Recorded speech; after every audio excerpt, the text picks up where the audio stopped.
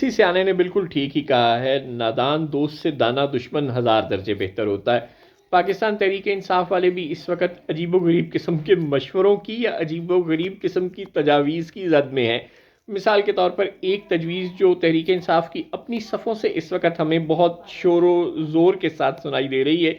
वो ये है कि जनाब आप MWM से इत्तेहाद कर लें या किसी और छोटी सियासी जमात से इत्तेहाद कर लें, उसका आपको बड़ा फ़ायदा होगा। क्या फ़ायदा होगा? ये फ़ायदा होगा कि आप ख़वातीन और अक़लियतों की जो मखसूस नशिस्तें हैं वो तमाम असम्बलियों में हासिल कर लेंगे और उससे आपके MNAs MPAs की तादाद में खातिर का इजाफा हो जाएगा। अगर आप ऐसा नहीं करेंगे तो ये जो परसेंटेज है ये दूसरी सियासी जमातों को मिल जाएगी और इसका फ़ायदा नून लीग को और पीपल्स पार्टी को और MQM को ज़्यादा होगा, क्योंकि उनके पास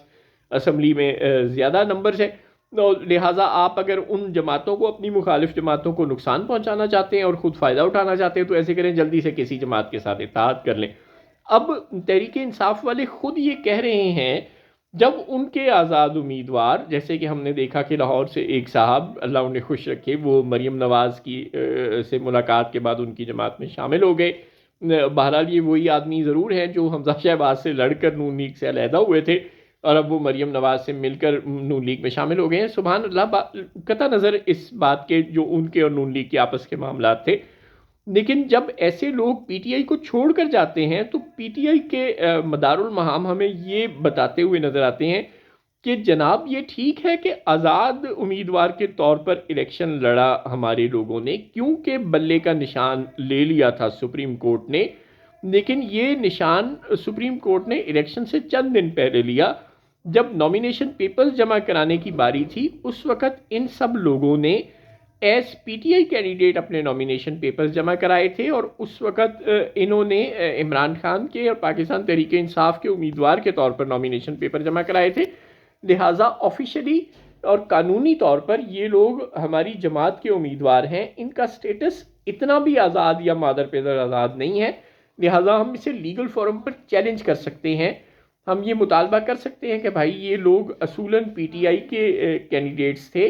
और बाद में एक टेक्निकल डिसीजन के नतीजे में ये आज़ाद ज़रूर हो गए, लेकिन ओरिजिनली अपनी बुनियाद से नॉमिनेशन पेपर जमा कराने के वक्त चूँकि ये पाकिस्तान तहरीक इंसाफ का हिस्सा थे, लिहाजा अब ये अपनी पार्टी अगर चेंज करेंगे तो फिर वही जो 15वीं आईनी तरमीम है, जो फ्लोर क्रॉसिंग पर पाबंदी लगाने वाली तरमीम है, उसके तहत इनकी जो फ्लोर क्रॉसिंग है उसकी वजह से इनको की जो मेंबरशिप है उस मुतल्लिका असम्बली की, चाहे वो कौमी असम्बली हो या कोई सूबाई असम्बली हो, वो असूलन कैंसिल कर देनी चाहिए कोर्ट को। और ये कि हम इस लीगल स्टेटस के साथ कोर्ट में जा सकते हैं, इलेक्शन कमीशन के पास जा सकते हैं और उन्हें कह सकते हैं कि भाई इन्होंने हमारे उम्मीदवार के तौर पर, यानी पाकिस्तान तहरीक इंसाफ के उम्मीदवार के तौर पर अपना जमा करवाए थे नॉमिनेशन पेपर और हम पर कोई पाबंदी नहीं लगी, हमको 4th शेड्यूल में शामिल नहीं है, आर्टिकल 19 हमें प्रोटेक्शन देता है, हम इस वक्त पाकिस्तान में एक रजिस्टर्ड सियासी जमात है, चाहे इंट्रा पार्टी इलेक्शन के मामले पर हमसे निशान छीन लिया गया या कुछ भी हो गया, वो एक पेनल्टी जो हम पर इम्पोज की गई वो अलग कहानी है, लेकिन हम एक रजिस्टर्ड जमात हैं और हमारे नामजद करदा उम्मीदवार ने अगर फ्लोर क्रॉस किया है, किसी और जमात में शमूलियत इख्तियार की है, तो उसने एक्स्ट्रा कॉन्स्टिट्यूशनल एक्ट किया है या एक गैर कानूनी इकदाम किया है, लिहाजा उसकी जो मुतल्लिका पार्लियामेंट है, मुतल्लिका कौमी या सूबाई असम्बली है, उसकी मेंबरशिप को कैंसिल किया जाए। जब तहरीक इंसाफ इस मौक़िफ़ का इजहार कर रही है तो फिर वो जब MWM में शामिल हो जाएगी तो उस वक़्त अदालतों में उसकी मुखालिफ जमातें और इलेक्शन कमीशन, जो कि बहरहाल इस वक्त उसका बहुत बड़ा मुखालिफ है, वो भी एग्जैक्टली यही मौक़िफ़ लेकर जाएगा कि जनाब ये जमात तो पहले तहरीक इंसाफ के तौर पर हमारे पास रजिस्टर्ड थी और नॉमिनेशन पेपर्स के मुताबिक ये सब के सब MNAs MPAs जो अब MWM या किसी भी और जमात में शामिल होने की दरख्वास्त दे रहे हैं,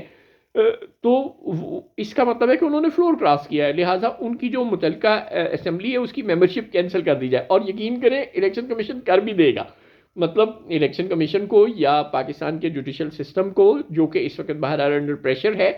अहले कुव्वत का दबाव वाज़े तौर पर महसूस हो रहा है हर जगह, तो उस दबाव के तहत वो बेचारे रिटर्निंग अफसरान और इलेक्शन कमीशन, डिस्ट्रिक्ट रिटर्निंग अफसरान उस इलेक्शन कमीशन की, उनके पास ऐसे फैसले जाएंगे तो शायद वो तहरीक इंसाफ के खिलाफ फैसला सुनाने में देर ना करें। बिल्कुल इस तरह जिस तरह हमने देखा कि पाकिस्तान की एक आला तरीन अदालत ने पाकिस्तान तहरीक इंसाफ से बल्ले का निशान वापस ले लिया, क्योंकि हवा तहरीक इंसाफ के खिलाफ है तो उसके खिलाफ तो फैसला देना इस वक्त बहुत आसान है। अब अगर तहरीक इंसाफ खुद कोई ऐसा कानूनी जवाब फराहम करेगी इलेक्शन कमीशन को किसी और जमात में शामिल होकर, जबकि उसके एमएनए एमपीएस जो इस वक्त जीते हैं उन्होंने नॉमिनेशन पेपर में अपने आप को तहरीक इंसाफ का रुकन जाहिर किया हुआ है, अब अगर वो किसी और जमात में शामिल होंगे तो इलेक्शन कमीशन झट से उनकी जो नामजदगी जो कामयाबी के नोटिफिकेशन है उन्हें कैंसिल कर देगा, या कम से कम इस जानिब एक अच्छा खासा प्रोसीजर, एक अच्छा खासा प्रेशर पाकिस्तान तहरीक इंसाफ पर ज़रूर डालना शुरू कर देगा। लिहाजा एक ज़ुबान से जब तहरीक इंसाफ वाले खुद ये कह रहे हैं कि हमारे लोग फ्लोर क्रॉस नहीं कर सकते, तो फिर उन्हें खुद भी किसी दूसरी जमात में शामिल होने से एतराज़ करना चाहिए। ये बिल्कुल वही कहानी है जो हमें 1977 के मार्शल लॉ से ज़रा पहले भी पाकिस्तान में जगह जगह गूंजती हुई सुनाई दी थी, जब भुट्टो हुकूमत के ख़िलाफ़ मज़ाहिरे आउट ऑफ कंट्रोल हुए और जुल्फ़िकार अली भुट्टो ने हैदराबाद में, लाहौर में, कराची में मुख्तलिफ़ जगहों पर जहाँ पे शोरिश बढ़ गई, हुकूमत के ख़िलाफ़ एहतजाज बढ़ गए और गोलियाँ चलने लग पड़ी और सिविल फोर्सेस से हालात कंट्रोल से बाहर हो गए, तो भुट्टो हुकूमत ने उन इलाकों में मार्शल लॉ लगा दिया, जुज़वी मार्शल लॉ पाकिस्तान में इम्पोज कर दिया। भुट्टो साहब ने जो आइन खुद ही बनाया था, 1973 के खालिक भी भुट्टो साहब थे, और 1973 के आइन में पहली तरमीम या गालिबन ये दूसरी तरमीम थी जो कि भुट्टो साहब की हुकूमत ने खुद ही कर दी थी, और इस तरमीम के तहत वज़ीर आज़म को ये इख्तियार मिल गया था कि वो आर्मी चीफ को एडवाइस कर सकता है कि वो किसी जगह पे मार्शल लॉ लगा दे। ये आइन में, अपने ही बनाए हुए आइन में भुट्टो साहब ने पहले तरमीम करवाई जब शोरिश आउट ऑफ कंट्रोल हो गई, और फिर हैदराबाद, कराची और कुछ दूसरी जगहों पे जहाँ जहाँ शोरिश बढ़ गई थी उन्होंने मार्शल लॉ लगा दिया। जब अदालतों में मार्शल लॉ का ये फैसला हुकूमत का चैलेंज हुआ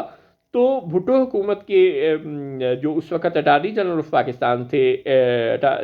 याहिया बख्तियार साहब, वो अदालतों में, सिंध हाई कोर्ट में, सुप्रीम कोर्ट में दलाइल दे रहे थे और साबित कर रहे थे। गालिबन उन्हें 17 दिन हो गए थे दलाइल देते हुए, अदालतों को ये समझाते हुए कि जनाब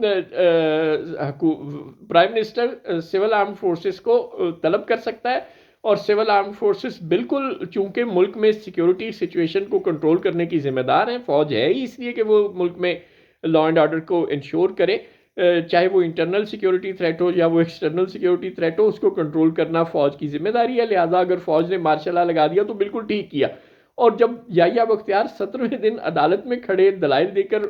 घर गए तो उसी रात ज़ियाउल हक साहब ने मुल्क में मार्शल लॉ लगा दिया। और फिर जब अदालतों ने उनसे पूछा कि भाई आपने मार्शल लॉ क्यों लगाया, 73 का आइन आपको इजाज़त नहीं देता, तो उन्होंने कहा कि जनाब भुट्टो हुकूमत जिसने ये आइन बनाया था वो तो खुद अदालतों में कह रही थी कि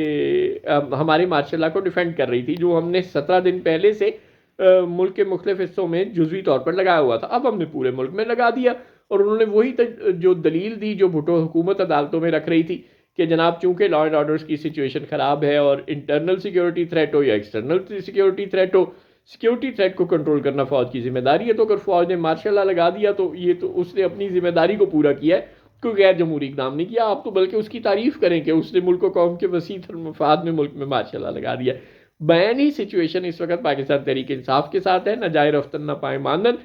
अगर वो अपने MNAs MPAs को